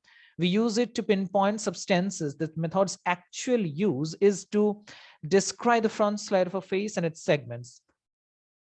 So here is the problem definition of us: to reduce the malpractices inside the class, to introduce an innovative system to the community, to bring an authenticity in attendance taking, to provide a helpful environment to the user, and to bring a quick but genuine system of monitoring and attendance taking. All these facilities will be covered by our proposed system. So let's move on to the methodology section. Here comes the methodology section. This diagram that we can see in the slide is the abstract view of the system. After getting started, student will input their credentials and the credentials will be authenticated here. Then the camera will be on and image will be captured. Resizing of the image will happen. Again, a loop will get started here that the authentication of the faces, that if the face get authenticated, then displays the student name. If no, then we have inserted a counter of 10 minutes to detect it. After getting detection, the credentials will be stored in the database. Session gets started. Then finally, during the session, capture the image with time slice of 2 minutes. And finally, it gets a counter for a 10 minutes. If the user is present within the 10 minutes, then detection authentic face and made the attendance. And if no, then the put a counter of 10 minutes. If the user comes under 10 minutes, then okay, otherwise terminate the student. And if video file or face will be not clear to them, then automatically discard that particular person with generating an error. After that, the ultimate CSV file of the student's attendance system will be stored, and encoded and encrypted file will be with the teacher using the Phonet cryptography algorithm. And finally, the file can be decoded by the teacher. Here is the pseudocode of this presentation. That is a technical view. On the other hand, we will discuss about it. Arrange every captured image into a 2x2 matrix presentation, and then fetch the width and height of the image that insert the values respectively. Then iterates the time scale down to the image matrix, where U is a number of pixel counts of image in every row, and V is the number of pixel count of image in every column. Now detect the output image, whether the face is original or not. If yes, then find the match, and if no, then increment the value of O power U. Then analyze the values that denotes total positive image value and total detected image value. Finally, encrypt the machine-generated attendance data and convert it into encrypted format. And for decrypting, the data converts secret data into plain text against using the Fernet cryptography technique.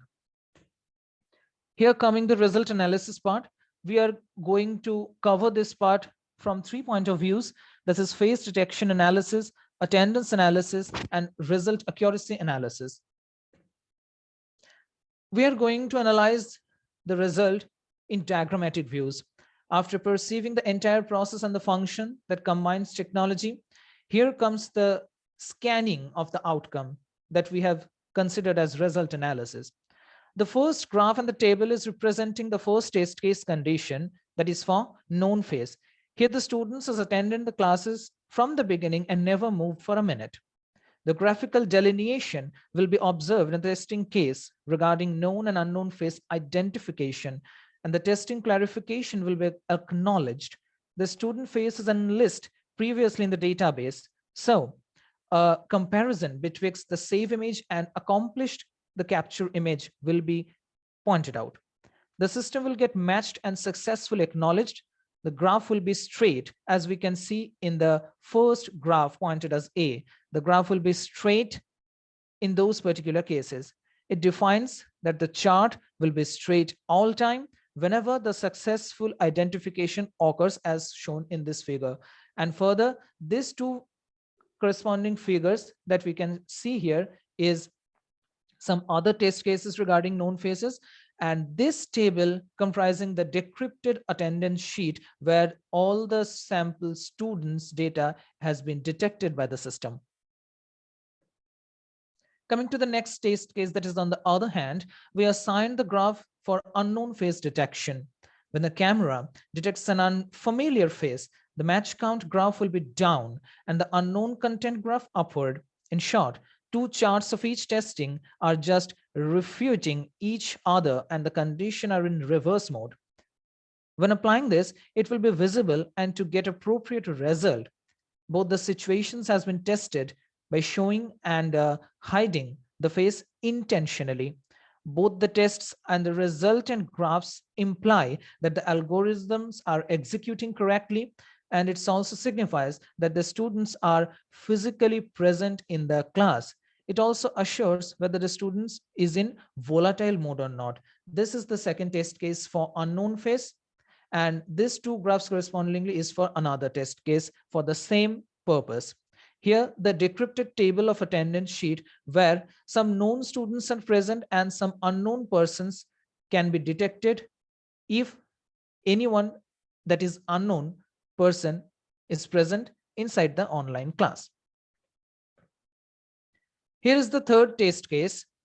The testing subject is if the face is original or dummy, and we are doing so through the eye blinking test.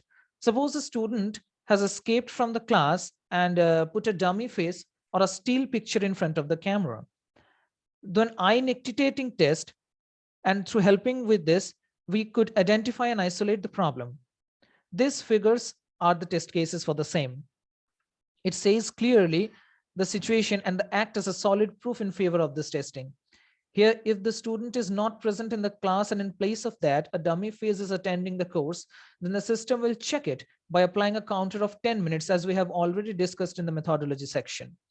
But the time limit, if the students comes and rejoins the class, that is okay. Otherwise, it will detect and still picture as an unknown face. Thus, the graph is going downwards to the x-axis and in the straight version. As the experimental result and the chart match, and the test case can be detected as a successful. And here, the decrypted attendance sheets table is present. This is the pie chart and accuracy graph.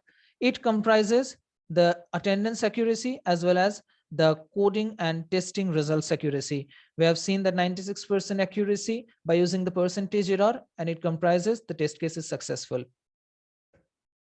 Coming to the conclusion part, that is the data encryption can bring towards the securing and high quality. The automated has an effect to reduce the malpractice and enhance the quality of the classroom. And the proposed system has been introduced with great benefit and high accuracy. Finally, I would like to thank CSI Kolkata, our judges, to give such an opportunity to present this paper in front of you. It's an honor for us. Thank you. And my parents, I would like to thank our team, our college, Dr. B.C. Roy Engineering College, to provide such a wonderful opportunity for us.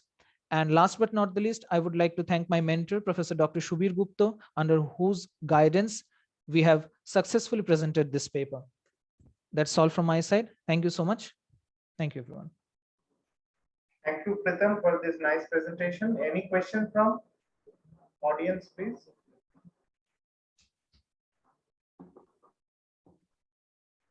Any questions?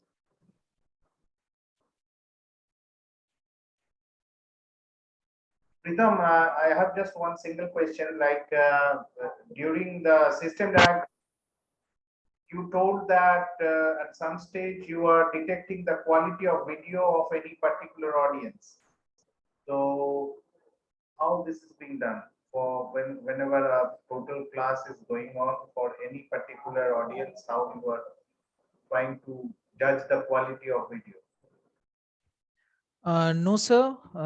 We have not introduced this particular thing in this proposed system. Actually, these are some drawbacks of online classes. Some of them we have addressed in this system. Some of them we have put it in for the future scope. That is not being tested here. We will we are thinking of it, and that will be definitely implemented into the future scope of our topic. And another question is in your result table, the first column is match count and the last one is the blinking count. Yes. So the counts appearing under these two columns, can you please elaborate on this? Like the blinking count for which you are getting like the eyes are blinking in that 10 minutes window or span which you are talking about. But what about the match count?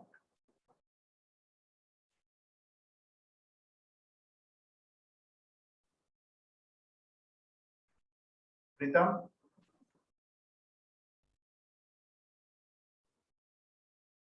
Sir, in this table, match count means Your voice. We are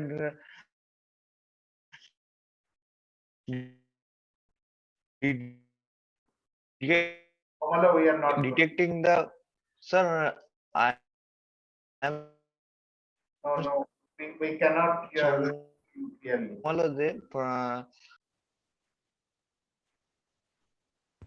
Sorry, sir, my network connection was quite disturbing. That is why I got left out. Sorry for the inconvenience, sir. Yeah, we were just talking about this significance of match count and blinking count in your result column. Sir, basically, we have. Not if the student is joined in this meeting. No, Shoman, sorry, you're breaking. Yes, Anyway, get it. We will talk it later. Shoman, your voice is breaking. Let us move on to the next paper item. Thank you, the whole team for your presentation. This is paper ID 61. Thank you for your presence. Thank you, sir. Let us move on to the next paper quickly. Paper ID 70, and this is on cyber threat phylogeny assessment and vulnerability representation at thermal power station. The authors are Romil Rawat, Vinod Mahur, Srikant Telang, Mukesh Chauhan, Bhagwati Garg, and Kiran Pachlasia. Who is okay, sir. This? Okay, I'm available. Okay, sir. Okay, Mr. Rahul, please carry on with your presentation.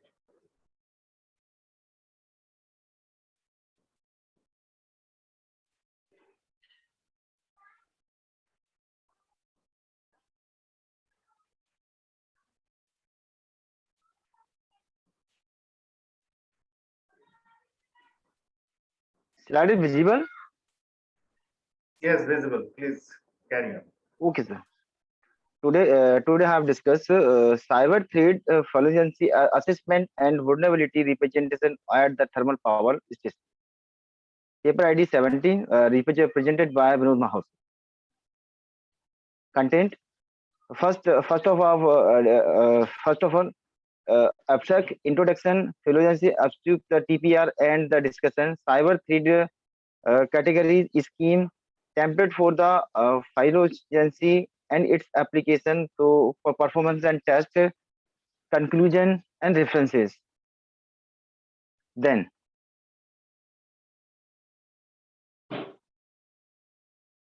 abstract. The cyber security it is used for the relative thermal power stations and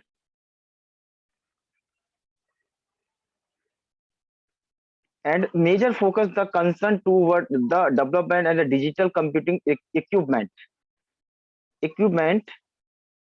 However, the comparison and the information technology, cyber security issue the analysis of ICS and SCADA. The is the industrial and the supervision control are the data acquisition system. This study the main purpose of the framework the cyber attack. Cyber attack the phylogeny based on TPS feature. It is user template the illustrates specific cyber attack situations. The main purpose of the cyber attack. The cyber attack example and the studies suggested the cyber threat phylogeny. There are it is used for the evaluation or the validation cyber threat and security configuration the data of the employed. Introduction. The automatic mechanism, the nuclear plant, also called the thermal power stations. Then the transmission information along with the control and digital instrumentation and CI devices and because analog circuits and each other performance the compare and the digital circuits and each other devices are gated and more difficult to maintain. The cyber attack and cyber breaches against ICS SCADA systems. The success of the computer viruses physically we destroy iron and each other facilities are compared to the and other examples. This furthermore the USA Davis based TPS in the attack was attacked, and the smaller virus malwares corrupted the safety status already increased the system. In case of the fail, it will be interrupted of the next 5 years. Next 5 are the nuclear redundancy communication. The USA included the reference number 7. The TPS evaluate of the led at least of 3 years. This is the cyber attack activity in year wise and duration of the first just recently March 21 the hacker group the equal supported by the Chinese government and 25th March 73 these people are the revolutionary and army benefits to the attack and the FTM and these are included in the more than attack in cyber attack the particular in particular in organization in year wise. Then yes sir. Yes. The philosophy yes. The philosophy is the attributed of TPS. Okay. The 3 category are 4 steps. 4 steps mean the 4 step is the man is the focus on the cyber threat. The category in the wide range CA and method for the example the password hacking, password cracking, and each other each other attack the by email by the email ways and each other by attack by cyber attack. For example, hardware failure, computer and the network device by use the email and each other for attacking purpose and the losses the data. The common vulnerabilities, the classification system we are used to classify the vulnerabilities. The purpose of the implementation, design and configuration vulnerability hardware, Harvard University, Harvard vulnerability and the example 14. Cyber threat, philosophy and the category scheme. The first philosophy we was proposed the philosophy and each other the category wise to use the detect. The threat process which can be used the increasing the number of participants cyber attack. why it is carried out the systematic manner and using the hacking technical for the port scanning, social engineering, social environment, and social technology, and each other include are the vulnerabilities networks. This is the type of the cyber attack figure. This is suppose counter vulnerability and conquer cyber access and attack procedure. It can be used for the cyber attack. Template for the philosophy and each other application the performance test. This study destroyed the application philology using of the proposed template and ARP snooping uh, name and cyber attack. The address philosophy protocol snooping each position and portion routing and thread service gateway additional attack and such as the DOS, the denial service attack, the man in the middle and ocean hacking. This is the figure show the vulnerability and each other type of activities and for the attack blocking and each other compare the each other the graph. And last conclusion. This research proposed the cyber attack philosophy which can be based by the cyber thermal power plant base. In the philosophy and the IT area, it is not provided by the nuclear residency, but we are implement we are focus of the thermal power plant based thermal power plant. It is based on the especially issues for the nuclear power plant. In gate with the information obtain the access permissions, access control access and each other part of this type of vulnerabilities. The physically network access to two of the three vector and each other of focused on the cyber attack. The vulnerability could be mapped of the cyber vulnerability, making the racial located vulnerabilities report and access the each other of the this accuracy for is 5 repair and it is this focus of the security control. Then after the more than people are used in this research paper for the reference are used. And thank you, sir.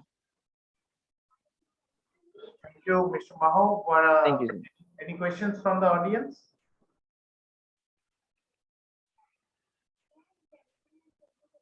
Mr. Maho, just one question. What is the future scope after this, which you have? That is my that is future scope. It is used for the attacking purpose. Man save the data and particular area, computer and data bar and personal data and each other profile and each other activities are to the focus the criminal hacker for the using the cyber attack. Where this system is going to be embedded with in the thermal power station? Yes. Whatever these threat detections and all you are doing for this thermal power station, where this should be embedded? And this should yes sir, this should be it is used for the vulnerability sector for using the thermal power station.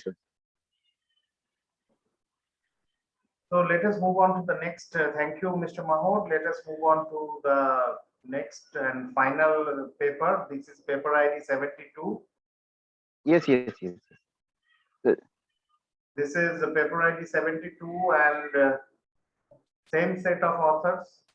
The paper title is Mobile Operating System, which is Android Vulnerability Analysis using Machine Learning.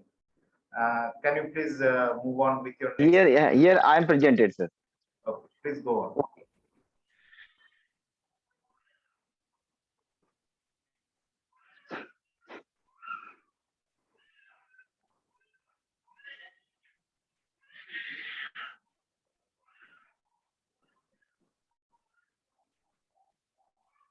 Just wait, sir.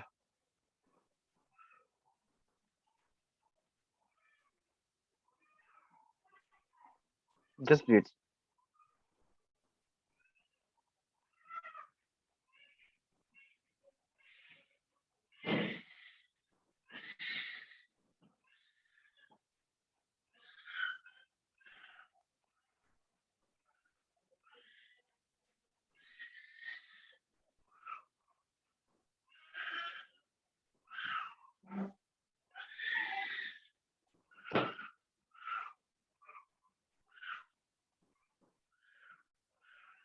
Yes, sir, visible. Yes, visible. Please carry on. Okay, sir. Okay, sir. The mobile operating system in based of the Android vulnerability analysis using the machine learning. Uh, First, content abstract introduction, literature review, methodology, result evaluated analysis, conclusion, and references. Hmm.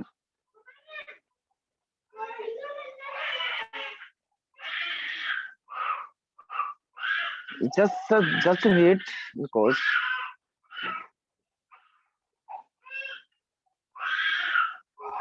sir, अरे यार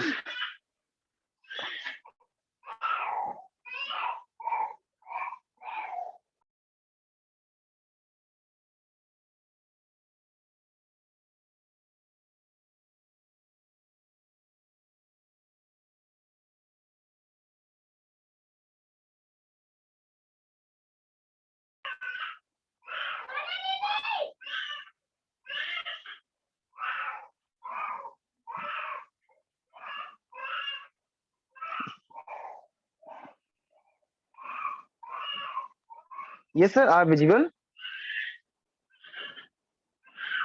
Yes, visible, but can you please reduce the background noise a little bit? Okay, sir. Introduction. We are smartphone arising the faster than they have. So you're visible. My boss is visible. Yes, okay, please quickly. Okay. Quickly Okay, go. sir. Further, the antivirus software related install the Android smartphone. We are using the install. Maybe not we utilize the identify the infection and efficiently. The further the feature extension dynamic analysis by the running them the Android operating system. This method was the potentially outcome perform the static analysis, the discovering additional characteristics and each other the vulnerabilities static analysis. The literature review the more than paper are it is used for the accuracy based for example 26 27 28 30 31 and each other the just so the findings so was the proposed the ms was the categorization it can accuracy 98.86 86%, the F measure the 86.5% the recall and the PC is the 98.47 recently 98.84 methodology the Android application package the file collected by the data set the policing available the 50 the static property are the retrieval we can Python language are it is used by Python language it is used for the Jupyter notebook environment uh, environment okay then then authentication the feature actions and for it is used for the training process feature proposed and saved the more than people are the common separate value a csv file data set it is used for the implement graph representation by the it is used for the visualizations the finally utilize the tenfold the cross validation for more than paper are testing individual may be app to be decomposed of the representation using it is the compress the application that can be analyzed the API that it is the result evaluated it is result evaluated it is result evaluated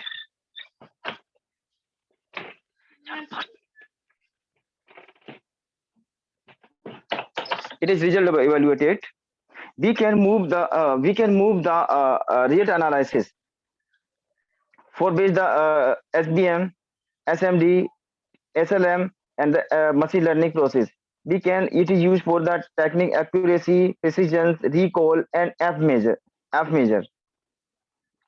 So each and other describe the accuracy in this paper by using the machine learning concept. This is the figure. this is the figure. So the graph represents of the result analysis. So deep learning and deep learning accuracy, accuracy bars YY achieved the 99.3%. The deep learning classify period on the 98.8%. It is data set by the furthermore the recall and PCS 99.7 and percent MSB samples. Conclusion: the GRU architecture ANN deep learning method often the noble model identify the MSB Android operating system. We are discussed the furthermore the comparison between the standard machine learning method technique and deep learning technique. For it is used for then purpose of the MSB access the accuracy based file. We suggested the classification terminated and data set CSI and CSI March 27 data set, Mail 27 data set 217. We was tested the using the analysis and autonomous deep learning classify beat of other classification achieved the 99.3% level accuracy and 98.8% F measure score utilizing permission and API AI static data. This is last conclusion, and this is more paper are it is used for the in this paper references. And then thank you, sir. Okay, thank you, Mr. Maho, for this presentation. Any Yes, questions from the audience, please?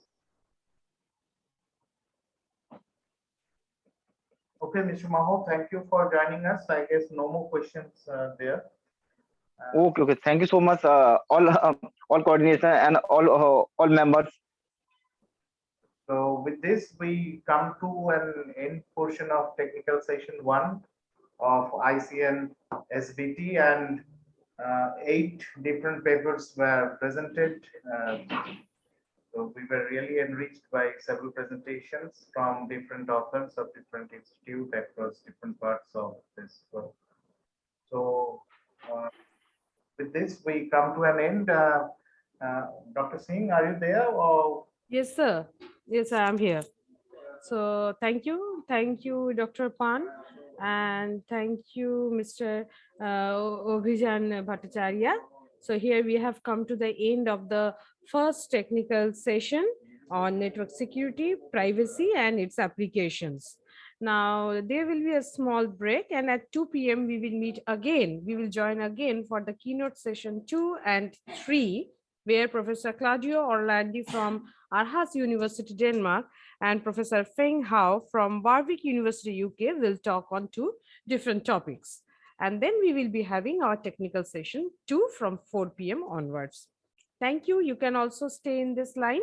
We will join again at 2 p.m. Thank you. Thank you, sir. Thank you so much, ma'am. Thank you. Thank you.